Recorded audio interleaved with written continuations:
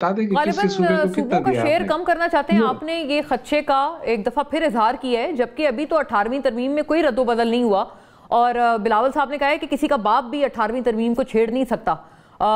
کیوں حذیفہ صاحب، یہ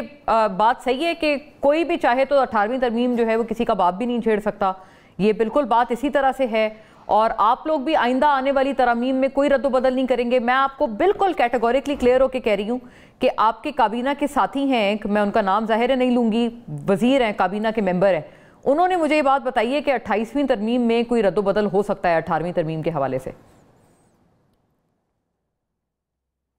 جی بالکل بلاول صاحب درست فرماتے ہیں جی کہ 18ویں آئینی ترمیم میں کوئی رد و بدل نہیں ہوگا، جو بھی ہوگا وہ 28ویں آئینی ترمیم ہوگی، ایک نئی ترمیم ہوگی اگر ہوگی تو، اور اس میں کچھ نئی چیزیں ہوں گی۔ لازمی نہیں کہ اس ترمیم کا متن یہ ہوگا کہ وہ 18ویں آئینی ترمیم میں ہونے والے جو بھی اقدامات تھے اسے انڈو کیا جائے۔ بہت ساری چیزیں نئی ہو سکتی ہیں اور 18ویں آئینی ترمیم کی کوئی کوریکشن ہو سکتی ہے، اس کی نوک پلک کو سنوارا جا سکتا ہے۔ دیکھیں پاکستان 1947 میں بنا، 1956 میں پہلا آئین آیا، 1962 میں دوسرا آئین آیا،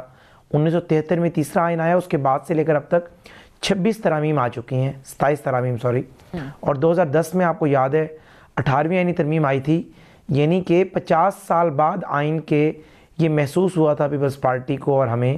یا پاکستان بننے کے کہیں تو تقریباً کوئی 62-63 سال بعد کہ آئین میں یہ کمیاں موجود ہیں، اس لیے NFC ایوارڈ ہونا چاہیے۔ 18ویں آئینی ترمیم کے تحت کچھ سبجیکٹ جو ہیں وہ صوبوں کو ڈیوالو کیے گئے۔ اگر 15 سال بعد یہ احساس ہو جائے کہ 18ویں آئینی ترمیم میں کچھ چیزیں ہوئیں جو کہ اس طریقے سے نافذ العمل نہیں ہو سکیں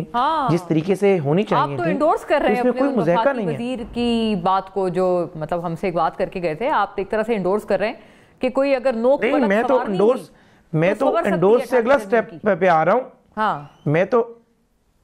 میں تو انڈورس سے بھی اگلے سٹیپ پر آ رہا ہوں کہ 28ویں آئینی ترمیم کے حوالے سے ہم چاہتے ہیں کہ وہ آئے NFC ایوارڈ کے اندر بہتری ہو، کچھ سبجیکٹ جو صوبوں کو ڈیوالو ہوئے ہیں واپس مرکز کے پاس آئیں۔ ہم یہ 27ویں آئینی ترمیم میں بھی شامل کرنا چاہتے تھے، لیکن پیپلز پارٹی نے اس پر اتفاق نہیں کیا، اور پیپلز پارٹی کے ووٹوں کے بغیر نہ سینٹ میں 64 کا نمبر اچیو ہو سکتا ہے، نہ نیشنل اسمبلی میں 233 کا نمبر اچیو ہو سکتا ہے۔ پیپلز پارٹی کے ساتھ اب ہم فردر بیٹھیں گے اور اس کو ظاہر ہے جو ہماری مشاورت کا دائرہ اختیار ہے اسے بڑھائیں گے، اور کوشش کریں گے کہ پیپلز پارٹی کو ہم کنونس کر سکیں، اور پیپلز پارٹی اگر کنونس ہوگی، اور پیپلز پارٹی اگر آج کنونس ہو جائے تو صبح ترمیم لے آئیں گے۔ آپ نے ایک بہت بڑی خبر دی ہے ہمیں، اور اس خبر پہ شیلا صاحبہ جو ہیں وہ مسکرا بھی رہی ہیں۔ شیلا صاحبہ، کوئی نوک پلک سنوارنی ہو تو سنور سکتی ہے 18ویں ترمیم کی، آپ نہیں مانے لیکن آپ کو پھر منانے کی کوشش کریں گے آپ کے اتحادی۔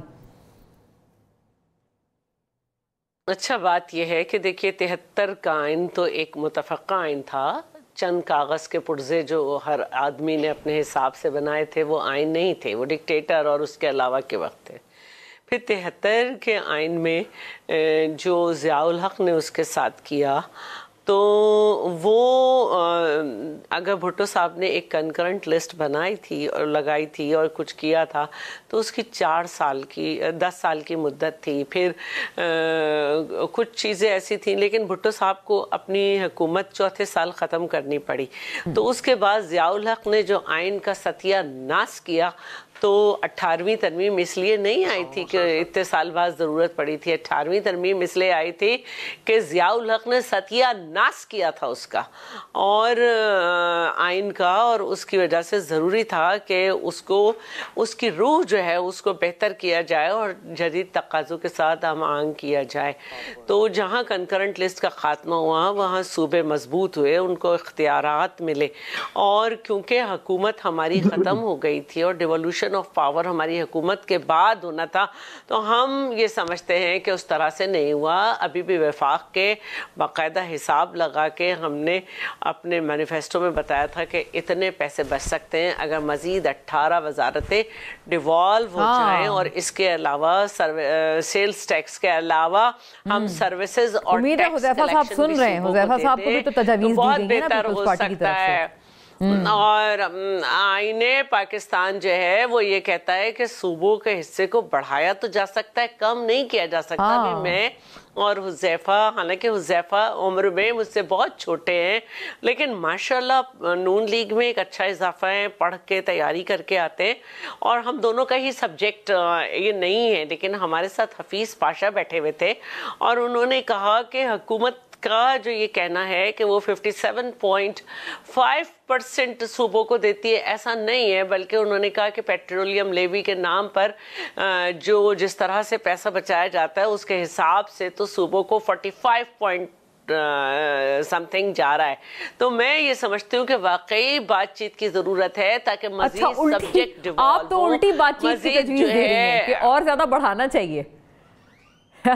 ہاں کیونکہ ہم یہ سمجھتے ہیں کہ این ایف سی کو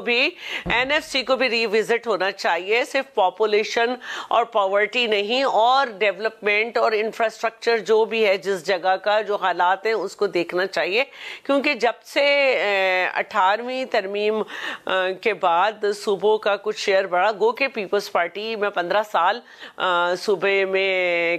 رہی، جس میں 5 سال میں کیبنٹ میں بھی رہی ایز منسٹر، تو ہر سال ہمارے بجٹ میں یہ حساب ہوتا ہے کہ ہم سے جتنا وعدہ کیا گیا تھا اس کے حساب سے جو ہے وہ ہمیں نہیں ملا۔ تو صورتحال یہ ہے کہ ایک تو این ایف سی کو ریوزٹ ہونا چاہیے، اور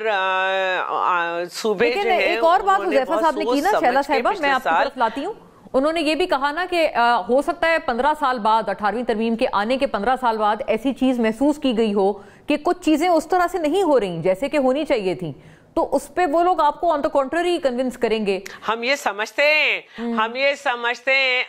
سمجھتے ہیں کہ جس طرح 18ویں ترمیم ہوئی تھی اس طرح اس کی ڈیوالوشن آف پاور نہیں ہوئی، اگر ہو جاتی تو اور بہتر ہوتا اور وفاق بھی مضبوط ہوتا، اس کی ذمہ داریاں کم ہوتی۔ اس کو ایک نکمی ایف بی آر ملی ہوئی ہے، وہ نہیں کر پا رہی اپنا کام، تو یہ اس طرح سے جو ہے ایف بی آر کی ناکامی صوبوں کو نہیں بھگت سکتے ہم، اور ہم یہ سمجھتے ہیں کہ سندھ میں اس سے کافی بہتری آئی اور آ سکتی ہے